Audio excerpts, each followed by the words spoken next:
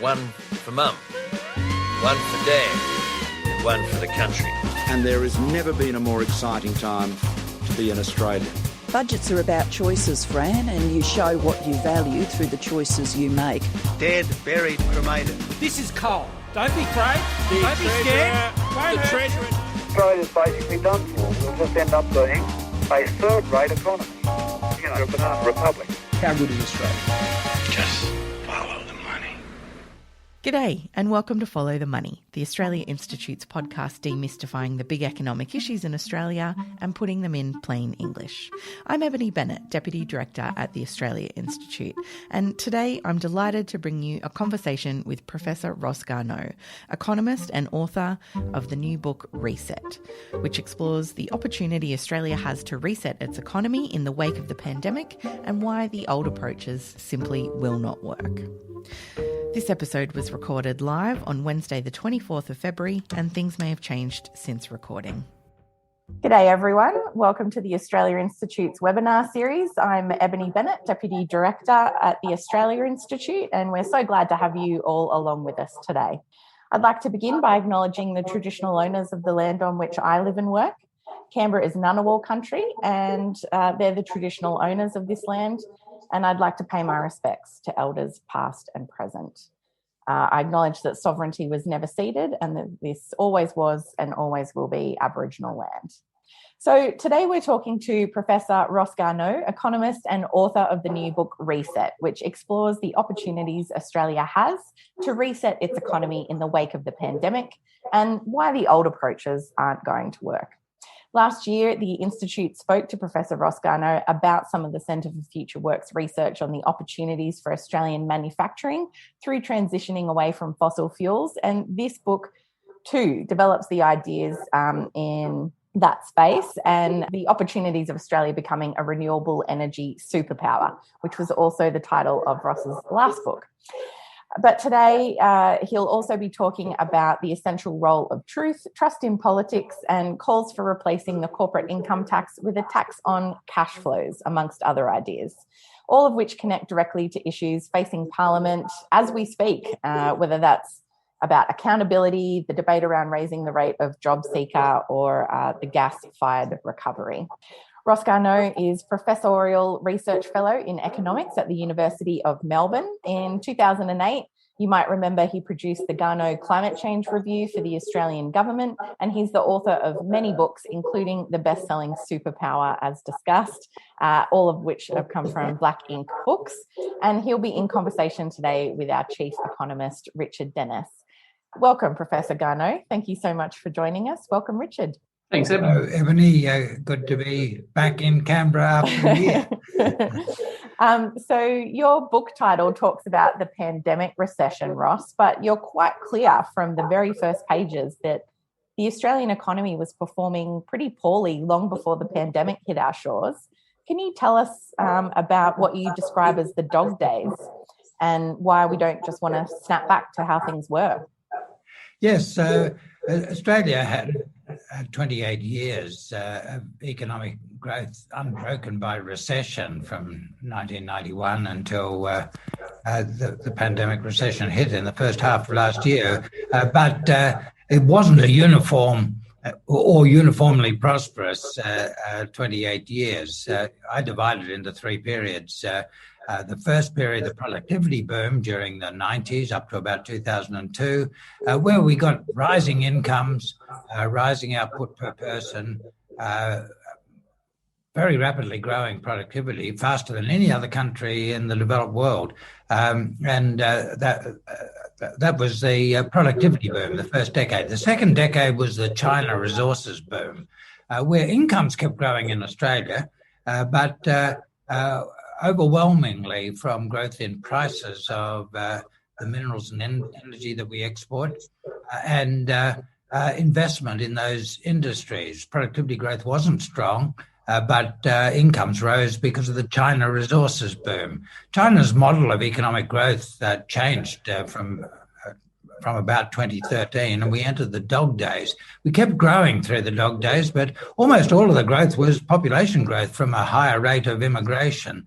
We had the lowest growth in output per person in the developed world, lower even than Japan, which is pretty amazing when you point it out to Australians, because a lot of Australians are accustomed to thinking of Japan as a bit of an economic basket case. Well, if Japan was a basket case, we were a lower level of basket. Of course, Japan isn't a basket case, but that's a different question. So during the period 2013 to 2019, those 7 years leading up to the pandemic, output per person didn't increase in Australia, unlike other developed countries. And average incomes of ordinary people actually fell. Real per capita household income was pretty stagnant, but that includes quite strong rises at the top of the income distribution. So and there were falls for the median, the lower half of the income distribution. So these were pretty bad times. And so I think it's a very unattractive thing to aim to get back to what we had before. We've got to do better than that, and we can do better than that. Yeah, so you've got a whole bunch of policy prescriptions in the book that we'll get into in a minute. But I did just want to pick up on one of the ones that you kind of talked a lot about with your last book, which is the superpower opportunity. Can you tell us a little bit about what that opportunity is for Australia and why now is, the most imperative time to do it? Well, the whole world moving to zero emissions is an imperative, very important for the whole world, but more important for Australia than any other developed country, because we're the most vulnerable to climate change of all developed countries. That's been a constant for a long time. Reducing emissions reduces the rate of increase in trend temperatures. It doesn't actually reduce trend temperatures. It's only when we get to zero emissions that the forcing that leads to higher temperatures ceases to grow. So zero emissions has to be the objective. In Superpower, the book I put out at the end of 2019, I pointed out that a world of zero emissions is a very good world for Australia economically for two big reasons. One is we've got a richer endowment of natural resources for renewable energy than any other developed country. Per capita is what matters in international trade terms, and we're very much richer in our combinations of wind and solar resources than other developed countries, or for that matter, most of the developing world. So that in a zero emissions world economy, where all economies are having to use zero emissions processes to produce energy, to produce manufactured goods, we should have a powerful competitive advantage. Of course, we can always muck it up by bad policy or an ignorant business leadership. But if we don't muck it up, we're the low-cost energy producer of the world, and that gives us very large advantages in energy-using industries. And in particular, the processing of Australian minerals uses a lot of energy. In the world in which minerals were processed from energy or from carbon or hydrocarbons using fossil energy, sure, we had rich coal and gas resources, but they didn't give us an industrial advantage because these goods are tradable. Once we started exporting gas from Gladstone, Australian domestic gas prices in Eastern Australia rose to international levels. And once we stopped giving the electricity commissions of Queensland, New South Wales, Victoria privileged access to coal resources and made it all exportable, the costs of coal for electricity were no lower in Australia than in the countries that import our coal, Japan, Korea, China. And with the very big industry, our biggest export industry, iron ore, one of our biggest export industries, metallurgical coal for turning iron ore into iron and steel. We've got the best metallurgical coal resources in the world, but we didn't have an advantage for industry from that because it was just as cheap to use Australian coal in Kobe or Shanghai as it was in Whyalla, cheaper actually, comparing the transport costs. So that wasn't an advantage, but it is an advantage with renewable energy because when the whole world has to have zero emissions energy, it will not be economic to take Australian renewable energy either by cable or in the form of hydrogen or hydrogen carriers to countries to use it for manufacturing purposes. It'll be much cheaper to process Australian minerals in Australia. The other very big advantage is that we've got far more land and woodland and coast per head of population than any other developed country. The difference is huge. And I've got a chart on that in Superpower. In the world of zero emissions, that's going to have huge value from 2 points of view. Capturing carbon in soils and plants will have huge value. That's negative emissions, and the world's going to need a lot of that. And in a world of trading rights to emit carbon in a zero emissions world, we'd be exporting a lot of permits from use of our land. A lot of our plants, the natural Australian acacias and eucalypts, are highly suited for these purposes. And in the zero emissions world, we won't be using coal or gas or petroleum for making plastics and manufacturers. We'll to the extent you need carbon and hydrocarbon for that, for chemical purposes, we'll be using biomass, and we'll have a big advantage and a sustainable one. So we'll do very well in that world. Now, in the challenge we face today in Australia, we're going to need a lot of growth in investment in and production in our export industries to achieve full employment and rising incomes. We're going to have growth in exports faster than growth in output if we're going to have rising incomes. And a lot of our old export industries will be blocked. Fossil energies, 22% of our exports, that's actually going to decline. Coal will decline, gas will hold. And so that the superpower opportunities are not only a path to full employment incomes growth, I think that in the world we're facing now, they're the only path. The only path. That's quite an imperative, and I think a bit of a change of tune from when it was one of perhaps many paths that we had open to us a while back, but perhaps we've squandered the time that we had to deal with some of these things. So I'll just tell people this is what the book looks like, Reset. It should be available in all good bookstores across Australia now. Thanks to everyone for letting us know about some of the echoes that we had. Richard, just letting you know, we think that was, because you need to mute yourself when you're not speaking. Much appreciated. Richard, I'll come to you just quickly if you can unmute yourself for a minute now. Talking about those opportunities. Oh, I think we're going to get that echo problem again. I'll come back to you, Ross. The next thing that I was going to ask about is you mentioned there returning to full employment, the fact that due to the pandemic recession and the way that we've closed our borders, we're not going to have, for example, high rates of immigration that we've been able to rely on in the past. Why is now a really good time to be having these kinds of big policy discussions compared to, during any regular time of politics? Well, you mentioned immigration, Ebony.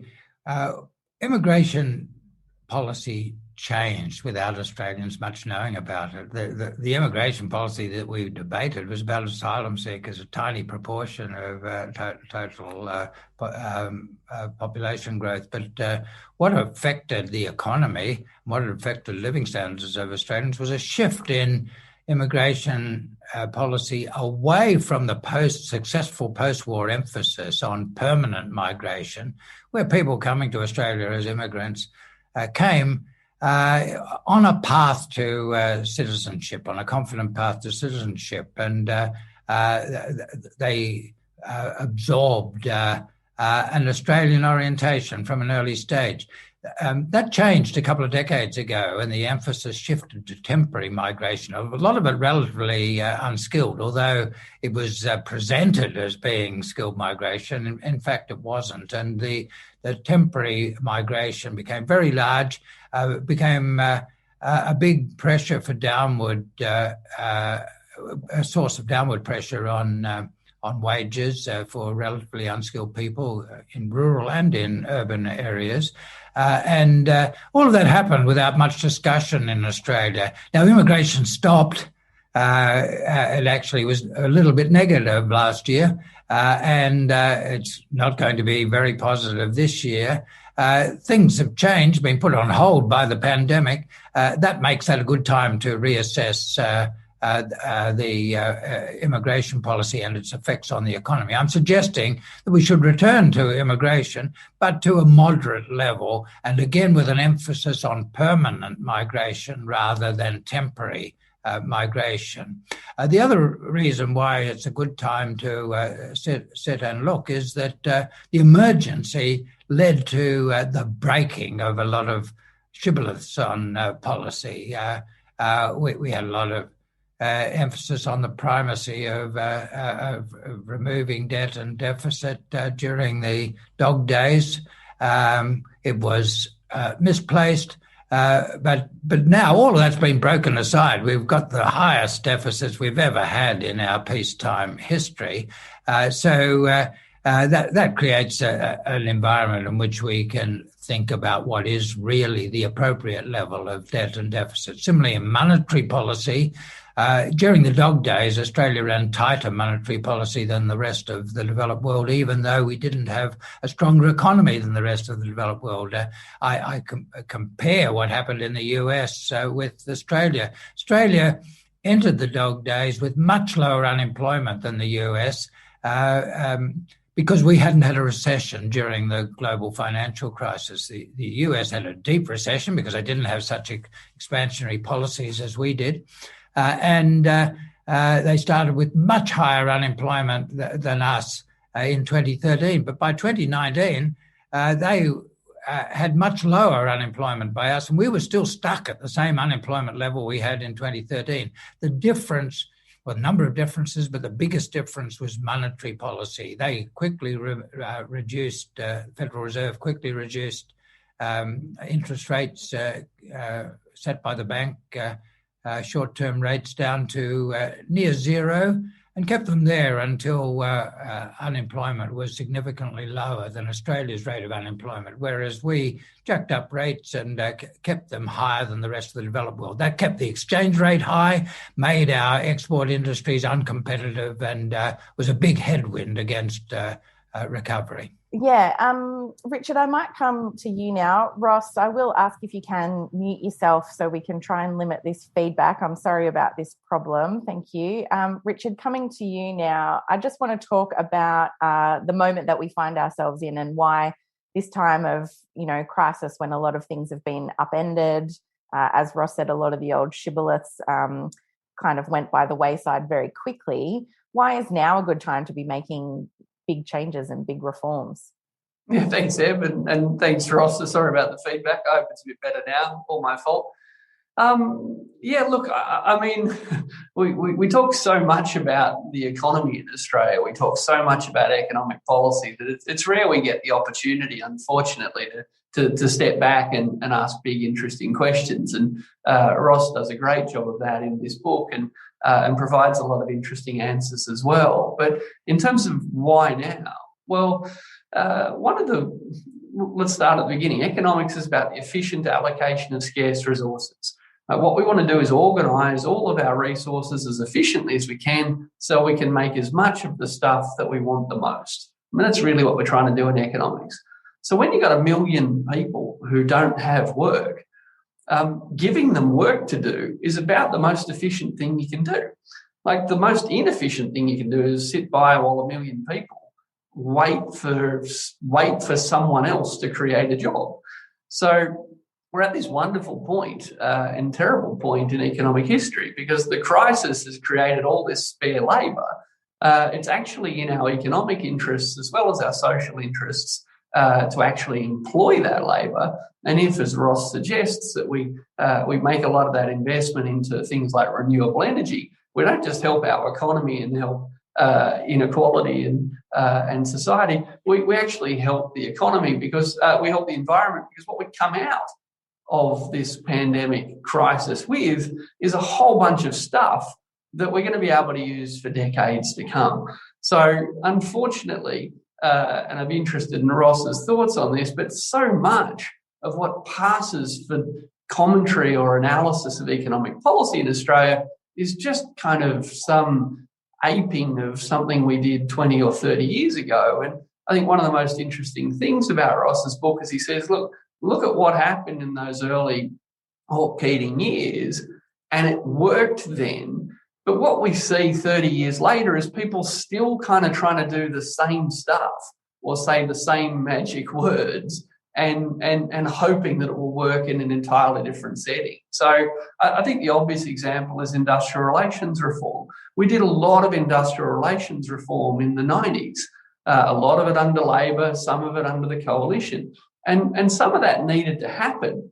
But we kind of think that just doing it again and again and again for decades, we keep expecting the same big outcomes. And as Ross makes clear in the book, that's not happening. So I think we need to have quite a different conversation about what happened in the good old days, because I don't think what we need to do today is copy what we did back then. What we need to copy is the idea that we can actually do new things. We can roll out big new things that are a bit unconventional, that disrupt some of the status quo. That's the lesson that we need to take out of the 80s, not, we did IR reform then, so we should do it again now, or we cut the company tax rate then, so we should do it again now. All of the big reforms that happened in that sort of golden era that Ross is describing, all of them were controversial. All of them disrupted things. All of them upset power. All of them upset the status quo. That's what changing the economy feels like. Whereas today we have this kind of nonsensical conversation about giving business certainty, which is the exact opposite of what those big reforms were doing. What those big reforms were doing was opening Australia up to a whole bunch of risk and opportunity. But, we've got a very, very lazy corporate culture in Australia today that's very profitable, often sitting on top of very big oligopolies. The last thing they want is genuine economic reform. That's why they're obsessed with getting their wage costs down by 1% or their tax rate down by 2%. That means they can just sit on top of their oligopoly profits and let government, pump a little bit more in. Ross, did you want to respond to that? Yeah, lots of points there from Richard. I'll start with the first one, the importance of full employment. You said that I said it's important to restore full employment. I didn't actually say that. I said it's important to achieve full employment because we didn't have it before the pandemic recession. It's a long time since we have had it. In fact, we nearly had it on the eve of the global financial crisis. We had unemployment down to 4%, but even then there was no sign of inflationary pressures in the labour market. So we know that we could have gone lower than that and would have, I think, if the GFC hadn't hit. We had full employment in the 50s and 60s and the beginning of the 70s, and measured unemployment was mostly less than 2%, 1.5%. People who wanted a job would quickly find one, and lots of advantages that for our society. So I'm saying we should achieve full employment and not restore full employment, because restoring full employment means going back half a century. I think that has to be a central objective for the reasons that Richard says. It's an awful waste of economic opportunity to have all those people wanting to be productive in the society and economy and not being able to. And at the same time, it's dreadful in its social implications and implications for income distribution. So there's strong emphasis on full employment. And in the book, I've got a whole chapter on full employment, and I say that we won't have full employment until we see pressures for upward movement of wages in the labour market. And you can't work that out theoretically. You know you're there when you're there. And the Reserve Bank and the government through the dog days seem to have in their minds that we were more or less at full employment with unemployment of 5 point something, which we were at that time. Well, we know that full employment wasn't there, that we weren't even reaching our inflation targets. Unemployment definitely lower than that. Belatedly, the Reserve Bank started to recognise that in 2019 and started talking about 4.5% being full employment. But that's still just a modelling outcome, a theoretical construct. We've got to find out what full employment is by continuing expanding employment until wages start to rise. That's really the centerpiece of our objectives, and incomes can start rising once we've got full employment, so long as we've made investments in the industries in the future, and that's where the superpower narrative joins the narrative of increasing prosperity. And no point in creating jobs not much point in creating jobs in investment in industries that won't be prosperous in the 2030s and 2040s. An investment now in coal production or coal use will create jobs now, just like John Maynard Keynes in his great book, The General Theory on Employment, Incomes and Money, said that you do some good for employment by burying banknotes and getting people to dig them up. That's the advantage you'd get from investment in coal now. It might be better than nothing, but nowhere as good as investing in something that's going to create jobs and rising incomes in the 30s and 40s. And you have to think ahead to the industries that will be flourishing in the 30s and 40s. And in these days, when the US president, the Prime Minister of Britain, all of the main leaders of the European Union, the leaders of Japan, Korea, China, the non-EU member countries in Europe are all committed to zero emissions around the middle of the century. I could add New Zealand and Canada to that. We're the odd country out amongst developed countries. In that world, the zero emissions world that everyone else is moving towards now that you've had the change in the United States, to be productive in future, investment now has to be in zero emissions industries. Yeah, so we've got more than 1,500 people on the line with us today. Thank you so much for joining us. I'll come to questions from the audience in just a second. But just before we do go to that, Ross, I was, struck by the very hopeful tone that the book strikes overall. But particularly at the end, you were talking about how during the pandemic, Australians really turned to knowledge for guidance, and that our democratic institutions and our government seemed to fare much better during the immediate public health crisis.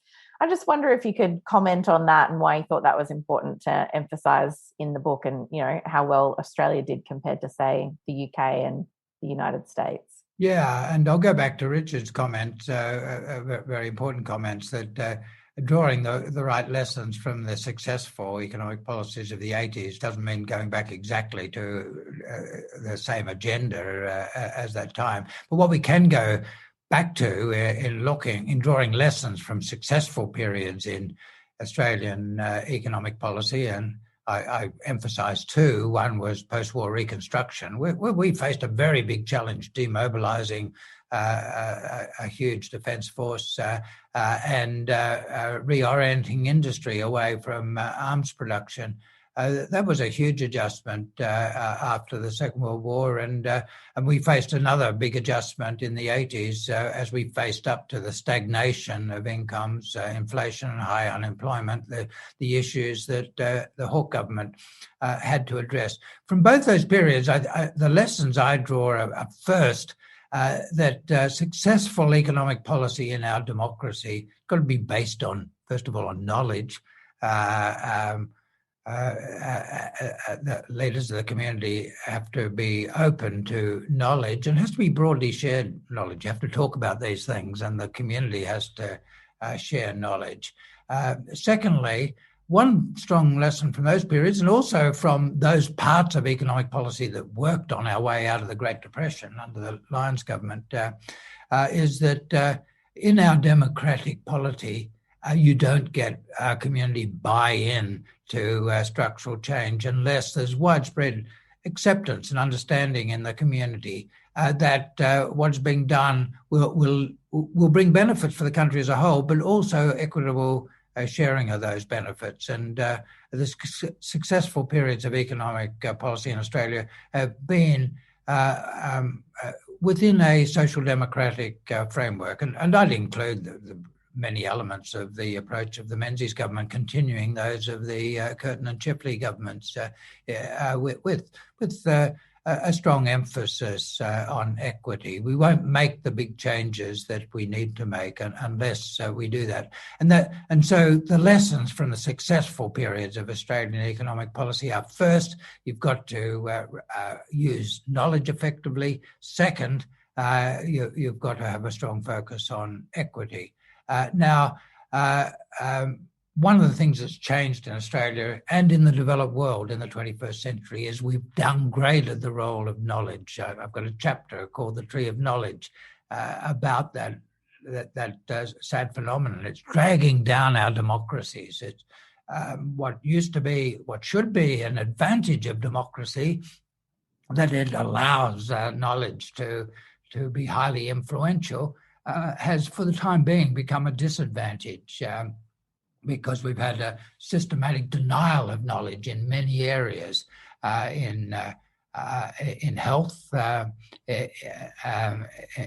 in climate policy, in economic policy, in international relations.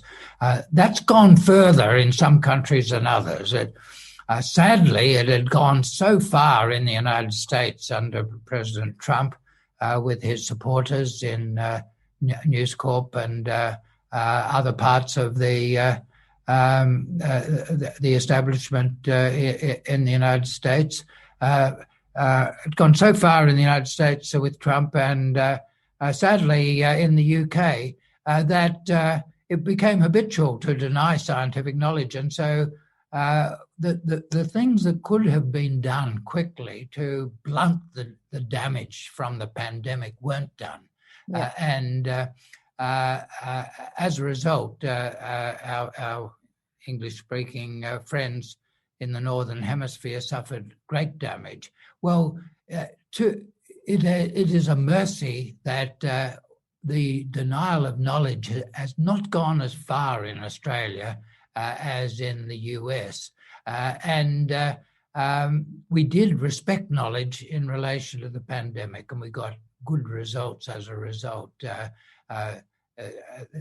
Australian management of the crisis has led to much less sickness, much less death than in the US and the UK. Yeah. And that's respect for knowledge is an important element of that. If we take that renewed respect for knowledge into other spheres like economic policy and climate policy, then we've got a chance of achieving full employment and rising incomes. Richard, I might come to you for a response to that, and then we'll go to questions from the audience. Yeah, look, just 2 points there that I want to kind of expand on that Ross made. First, yeah, we went through, and most developed countries did post-World War II, this incredible post-war demobilisation, which, if we think about it, it was hundreds of thousands of people directly involved in the war effort, hundreds of thousands more involved in supporting them. And they were often young men, and they were going to come back and need work. And we did it. Like, we actually transformed the economy to fight a war, which was an enormous feat. And then we transformed the economy very quickly away from fighting a war to building infrastructure and building housing. So we could do that in the 1950s, and we didn't even have a smartphone to help contact people. So the idea that that's harder to do today is of course ridiculous. It's about creativity and confidence, not capacity. And the other thing, in terms of drawing on knowledge, I think we have to be really careful. One thing we know with recessions is the first thing that happens is firms stop employing new people, and a lot of the new hires are young. So we know young people are going to get hit hardest by this recession in the medium term. Like, we know who got thrown out of their jobs straight away, disproportionately casual, disproportionately women.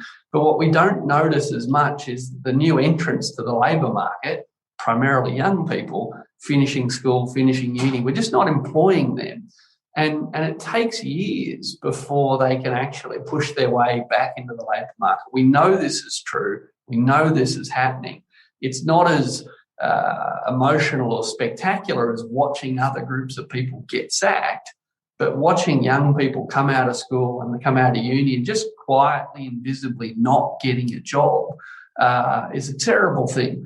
And again, I think if we want to draw on the tree of knowledge that Ross refers to, we know that young people bear the brunt of this pain. What better time to be giving them free education? What better time to be making university courses cheaper or even free, even if it's only temporary, to say to these young people, look, we know there's no work for you at the moment, but at least let us give you all the other things that you might be able to benefit from. But of course, we're not doing that. We're coming up with hotlines to dob in dole bludgers. It's obscene, and history tells us, we need to look back at that tree of knowledge. Yeah, thanks, Richard. I'll go to questions from the audience now. The first one is from Daryl Fallow. He says, the government seems intent on a gas-led recovery, which seems to be largely a subsidy to the gas industry. And their argument is renewables probably don't need subsidies. What would your alternative priority areas be for spending the money that the government intends to spend on expanding gas? Yeah, the emphasis on gas is misplaced. We are not going to have globally competitive prices for gas. We could have had it with export reservation, but the government doesn't seem to be enthusiastic about that. And if we don't have globally competitive prices for gas in Eastern Australia, then we're not going to have new investment in gas export industries, processing industries based on gas. So it's simply economically not feasible to expect much in the way of investment in gas. And in the new world that's emerging, a very strong commitment to zero emissions, the fact that gas is not a zero emissions industrial feedstock or fuel counts strongly against it. Sure, it's better than coal, half the emissions if you burn it for electricity of coal, but still high emissions unless you capture the carbon dioxide emissions and take them out of the atmosphere permanently. Now, you can do that technically, and I think we should be looking at doing everything we can to do that, exploring those technologies. But it's not going to be cheap, and so it's not going to be competitive with zero emissions manufacturing.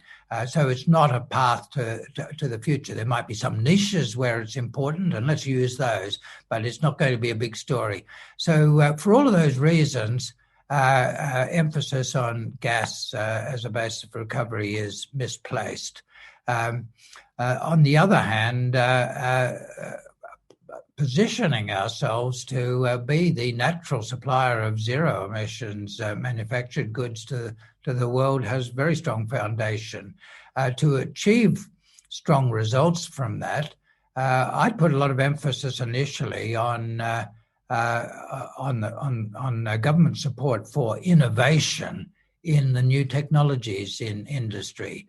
In the early days of building renewable energy capacity in Australia, we had for a couple of years a carbon price that was very successful in all of its objectives. But we also set up the Australian Renewable Energy Agency, the Clean Energy Finance Corporation, which supported the new technologies.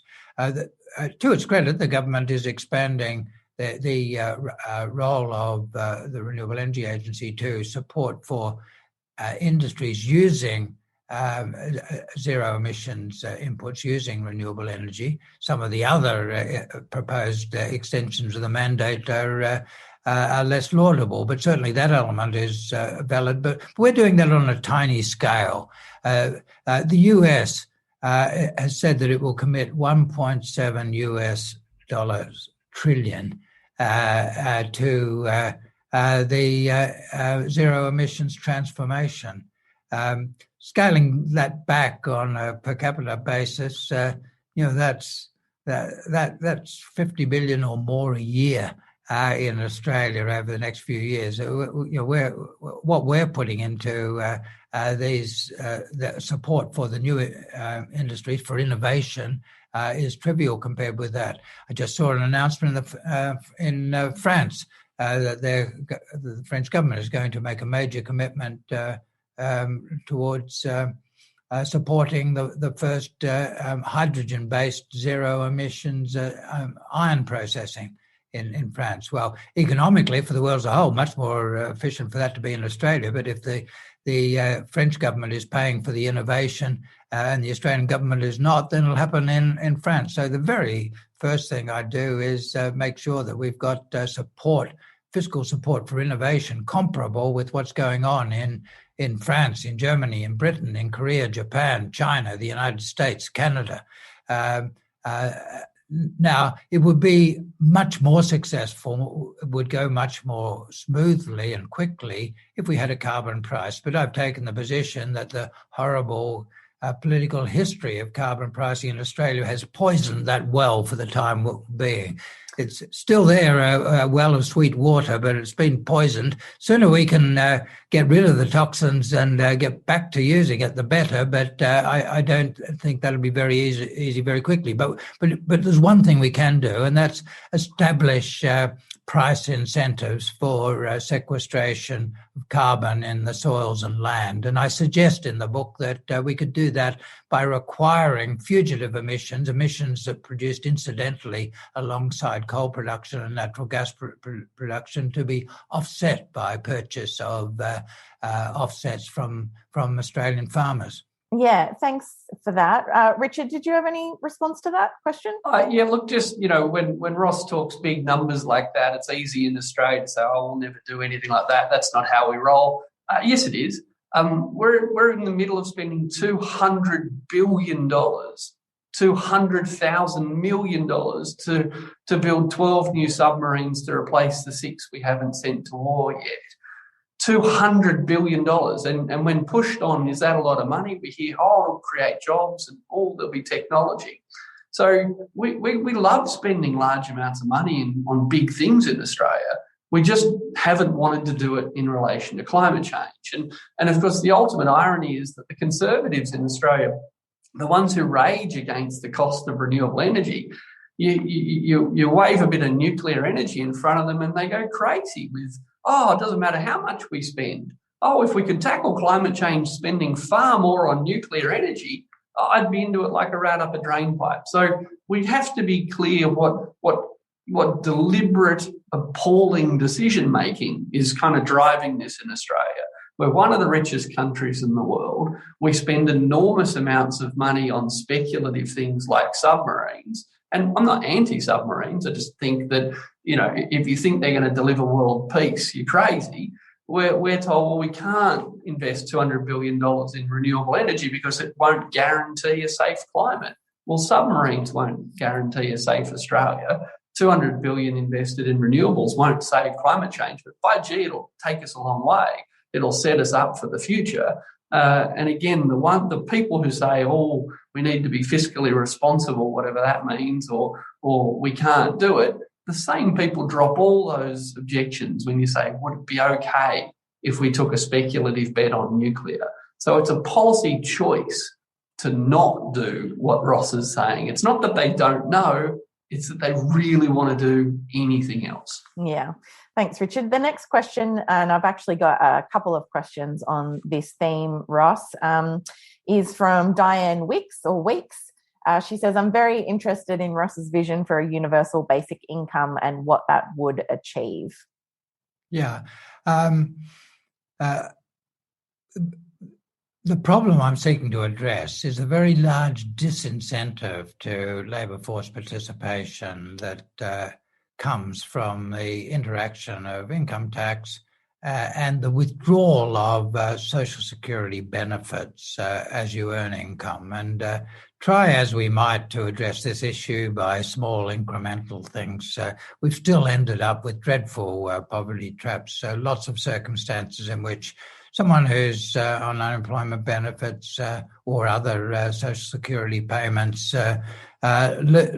loses a lot, sometimes all, of the incremental income as they take a decision to go into paid employment and have those benefits withdrawn. So that's the essential purpose of integrating the tax and social security systems by replacing them with a universal basic income payment. I've got a lot of details of that in the chapter and on that subject, and I don't have time to go into all of that now. But you'd give up the idea that bureaucrats should be hounding people to look for jobs that may not be there, taking a lot of the time of hardworking people in companies evaluating employment applications for jobs that aren't there. Centrelink can see its role as actually helping people find jobs rather than hounding them for not looking hard enough.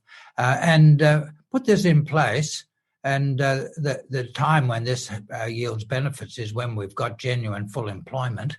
So people are working when they want to, for the number of hours they want to.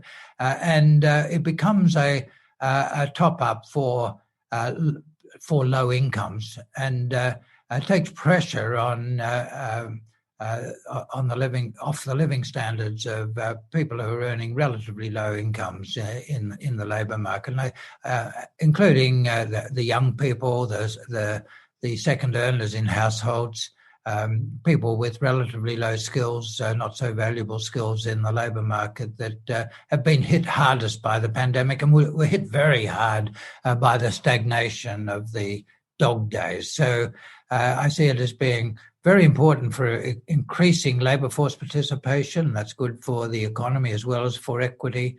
I see it as very important in providing some boost to incomes amongst people who are earning relatively low incomes in the labour market.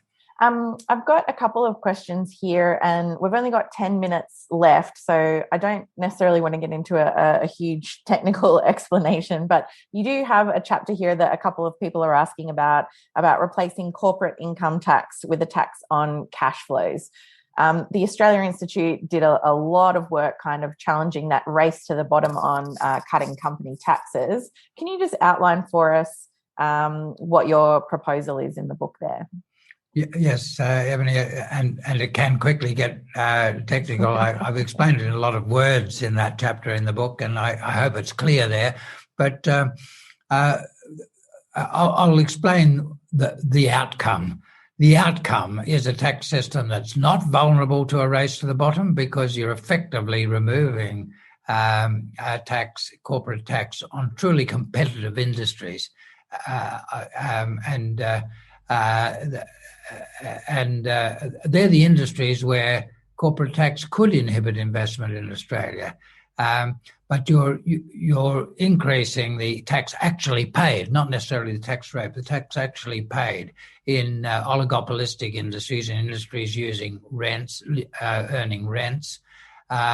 it would be very effective in taxing the tech companies that are now very important parts of our economy. We spend a lot of our incomes, one way or another, on IT services.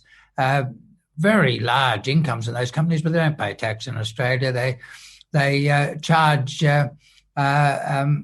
fees for use of their intellectual property that offsets the income they earn, and the income goes back. The rents for use of their IP goes back to a tax haven. They don't even pay tax in their home country.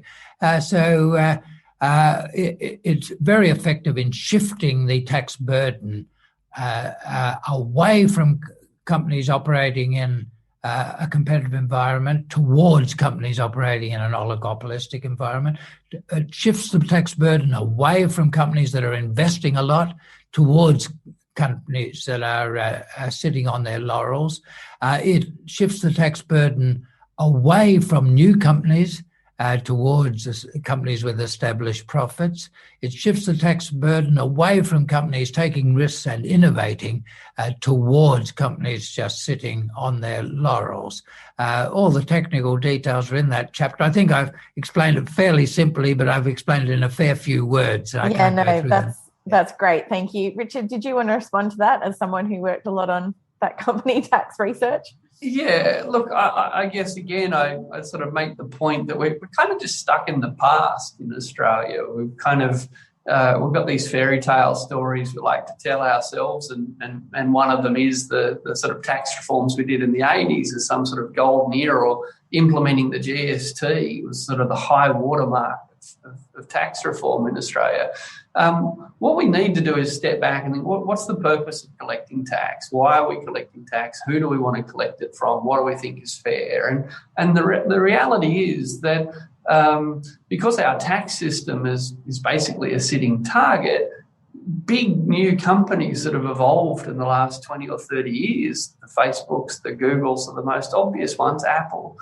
Like from day one, when the companies were set up, they were set up to anticipate how to get around tax laws, like in countries like in Australia. So whether or not it's moving towards a transaction tax, as Ross described, whether it's other mechanisms for getting multinational companies to pay tax by not sort of setting up these effectively sham agreements where the little Australian enterprise just takes all of its revenue and gives it to an enterprise in a tax haven and says it was to buy intellectual property.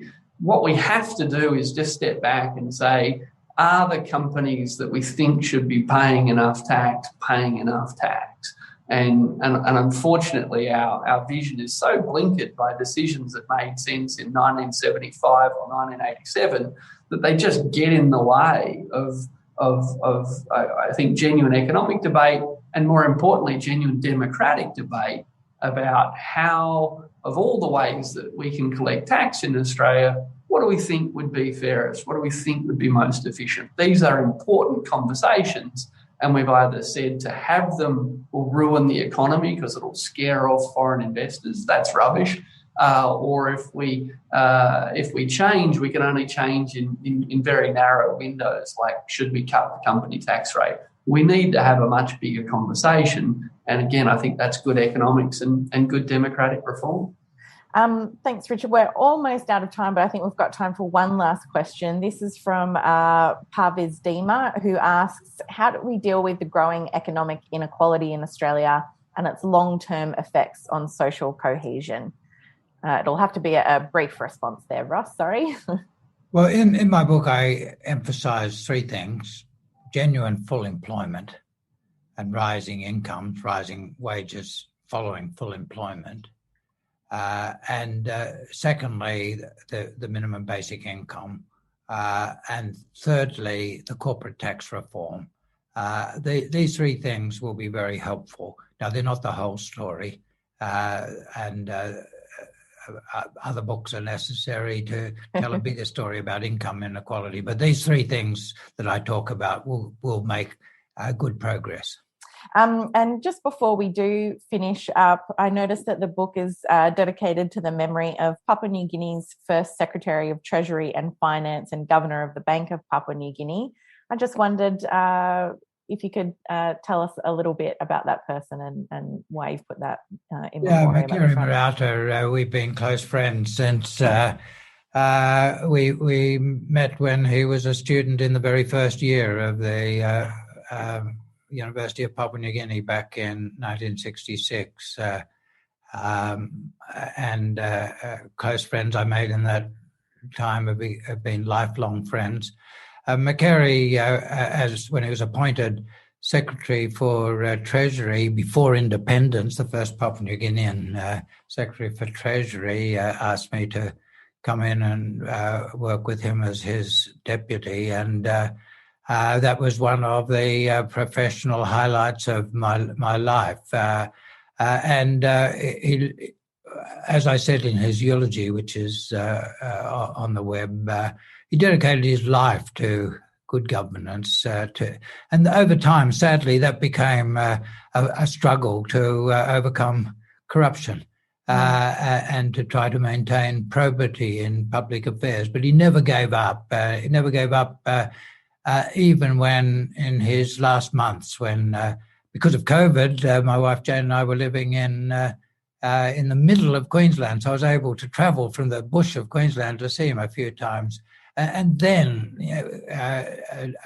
in pain and in distress from cancer, the things he still wanted to talk about were how a poor developing country like Papua New Guinea could implement policies in the interests of the welfare of all people against very strong pressures for corruption of the political processes. So very big personal loss for me, a huge loss for Papua New Guinea, but a life lived well. And as I said in the eulogy, although the things he built later were dragged down by other people, they proved forever that they could be built.